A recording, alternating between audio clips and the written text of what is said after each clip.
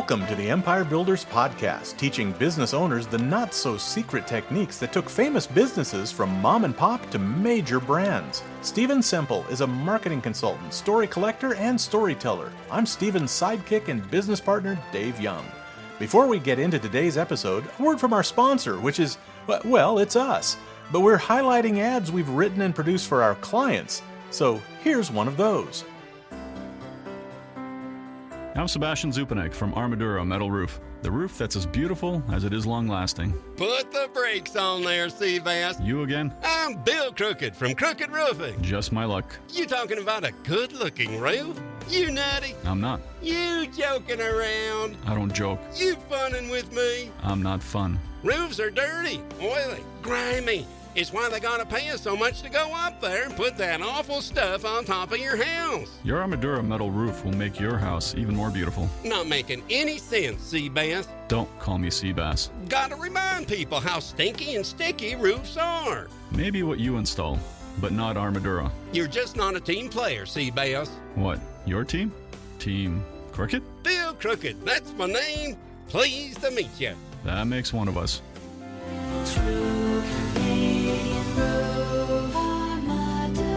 Armadura.ca.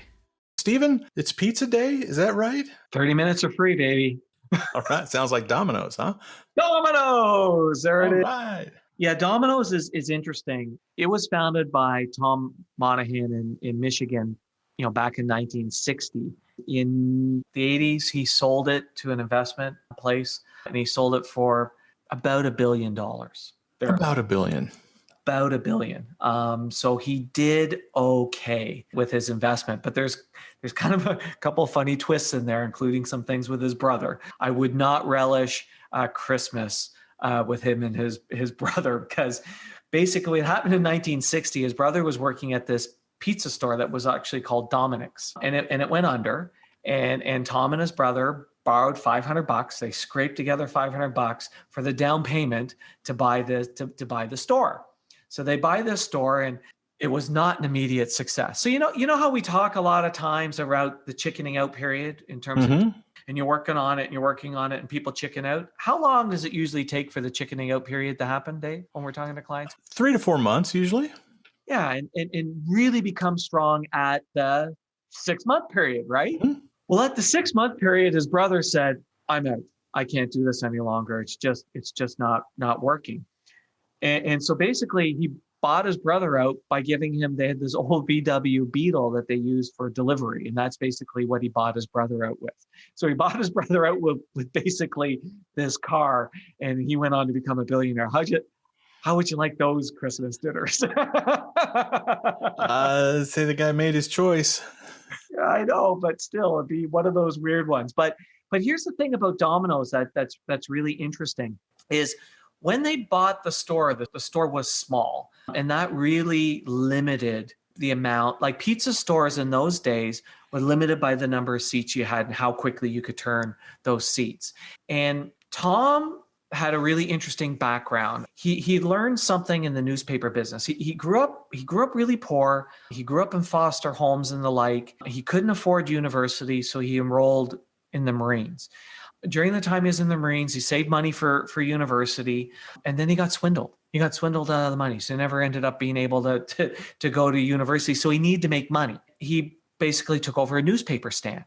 And this is what he learned in the newspaper stand. He said, wait a minute, I can only sell so many newspapers from a stand. I can sell a lot more newspapers if I deliver door to door. And he had heard about somebody else in another community doing door to door. So he started delivering newspapers door to door. And this learning stayed with him because the key was door to door, do it fast. If you can do it fast, if you can make a lot of money doing door to door delivery. So when he took over this small pizza place, that lesson was still with him. And he said, you know what?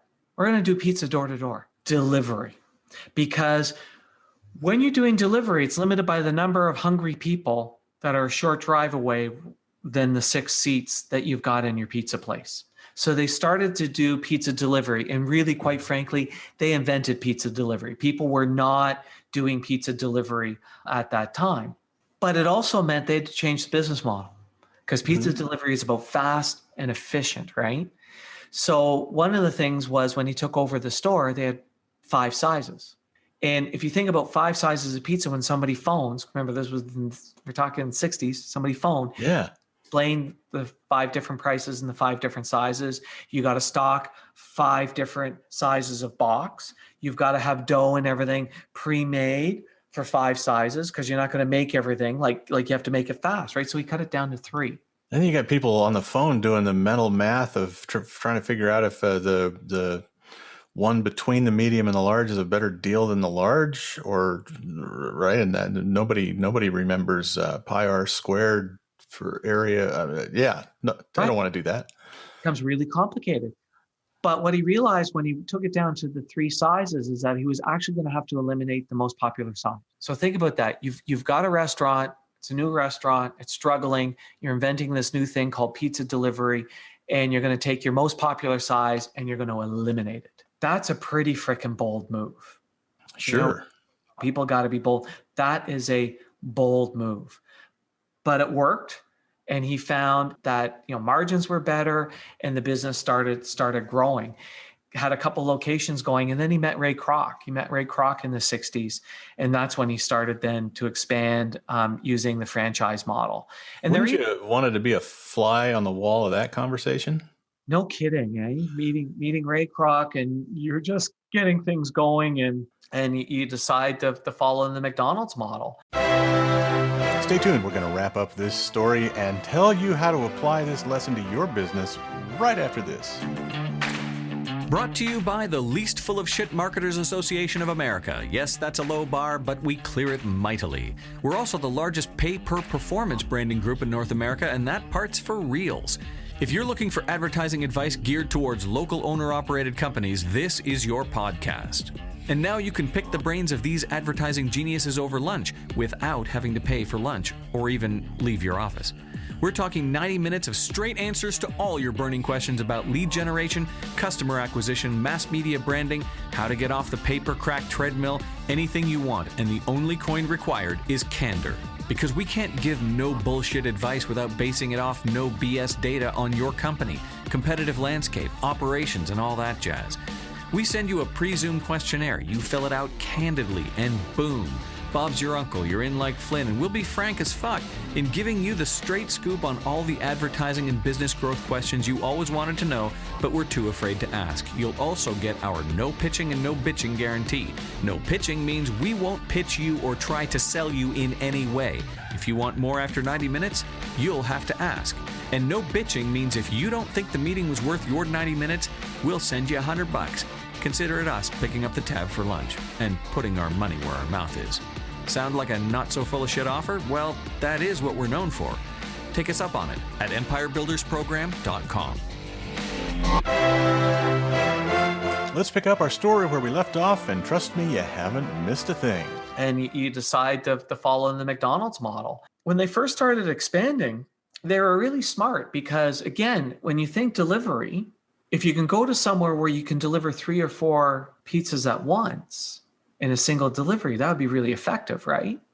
So they located near university campuses. That makes sense. And they really focused on that as their business model. They didn't start with the 30 minutes of free. It took them a number of years to develop that, and an investment of millions and millions of dollars to build the systems and the processes to do that. But nevertheless, they were one of the first doing delivery, located near the universities. And basically, by the end of 1973, they had, so 13 years after they started, they had 76 stores. They had grown from zero, or from the 1 to 76 stores.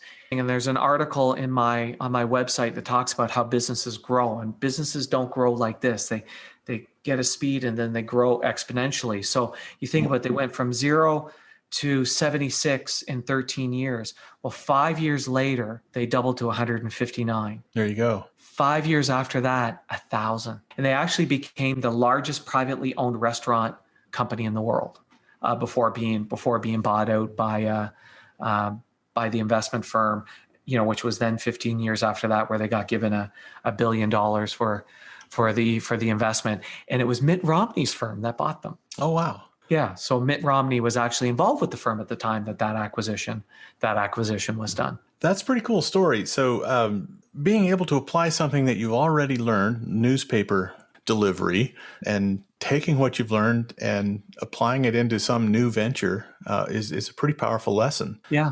And then the accelerant being that meeting with Ray Kroc and going, oh, you there's a bigger vision than just being the biggest pizza guy in town. Yes. Yeah. Right. Or in your part of town. And taking that learning. And again, we accept franchising as a common thing today, but in the 60s, it really wasn't. It was still a relatively new idea. So it would have been easy to go, franchising, I don't know. So he really showed his ability to look at other things and go, how can I apply this to this business model? How can I apply that to this business model? How can I apply that to this business model? And built an empire. And none of these things were easy decisions. It would be easy today to go, it was an easy decision. It was Ray Kroc. But Ray Kroc back in the 60s, McDonald's was not, it was Homer as well. Like I said, yeah, to be a fly on the wall of that conversation, they were both in building mode. They were both in building mode. We all know Domino's is not the best pizza on the planet, just like McDonald's burgers are not the best burgers on the planet. But yet, there's lessons that we learn from these companies. You create an experience for people and you can recreate it with ease because you have systems in place that allow you to do that. Thanks for listening to the podcast. Please share us, subscribe on your favorite podcast app, and leave us a big, fat, juicy 5-star rating and review at Apple Podcasts. And if you'd like to schedule your own 90-minute empire building session, you can do it at empirebuildingprogram.com.